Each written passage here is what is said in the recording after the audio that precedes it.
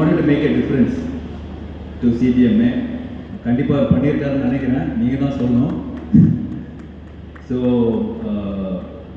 அந்த ஒரு எஃபர்ட் போட்டு சிஜிஎம்ஐ வந்து பெரிய லெவலில், நான் ஏன் தமிழில் பேசுகிறேன்னா இங்கே இருக்கிற மலையாளி யாராவது கரெக்டாக தமிழில் பேசுகிற மாதிரி இருக்கணும்.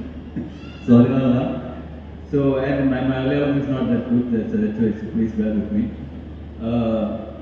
ஸோ அந்த ஒரு தாட் வந்து அது ஆக்சுவலாக நான் இருக்கும்போது டு கம் எவ்ரி இயர், எல்லா வருஷமும் நான் வந்துடுறேன். ஏன்னா எனக்கு வந்து ஒரு பெரிய ரெக்கக்னேஷன். இப்போ வந்து மலையாளி சசி சதுர் சார் வந்து ஒரு பெரிய ஒரு ஐடென்டிட்டி, மலையாளினாலே வந்து ஒரு பெரிய ஐடென்டிட்டி. நம்ம வந்து ஒரு நேஷ்னல் லெவலில் ரெஸ்பெக்ட் பண்ண, இன்டர்நேஷ்னல் லெவலில் ரெஸ்பெக்ட் பண்ணக்கூடிய ஒரு ஆள் அவர் தான்.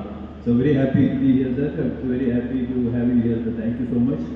ஏன்னா அவரை பார்த்தோன்னே நான் வந்து ஒரு விஷயம் சொன்னேன், சார் நீங்கள் பண்ண ஆடெல்லாம் செம்மையாக இருக்குது, அந்த கிரிக்கெட் ஃபுட்பால் ஆட்ஸ் எல்லாம் வந்து சூப்பராக இருக்குது, இட்ஸ் வெரி இன்ட்ரெஸ்டிங் சொன்னேன்.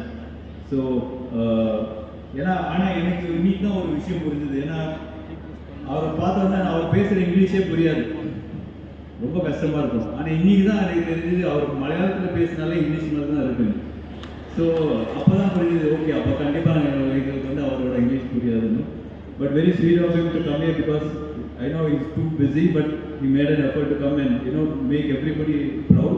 So happy and kandipa അടുത്ത വർഷം നമ്മൾ பார்க்கலாம். Thank you. ഞാൻ ആദ്യം രാഷ്ട്രീയത്തിൽ ഇറങ്ങുമ്പോൾ എൻ്റെ ആദ്യത്തെ തെരഞ്ഞെടുപ്പിൽ ഞാൻ പ്രസംഗത്തിൽ പറഞ്ഞൊരു വാചകമായിരുന്നു. അത് ഞാൻ അത് കഴിഞ്ഞ് 4 തെരഞ്ഞെടുപ്പിൽ ഒരേ വാചകത്തിൽ എപ്പോഴും ഞാൻ റിപ്പീറ്റ് ചെയ്തിട്ടുണ്ട്. എന്തായിരുന്നു അത്? ശ്രീനാരായണ ഗുരു പറഞ്ഞില്ലേ, മതമേതായാലും മനുഷ്യൻ നിന്നാൽ മതി.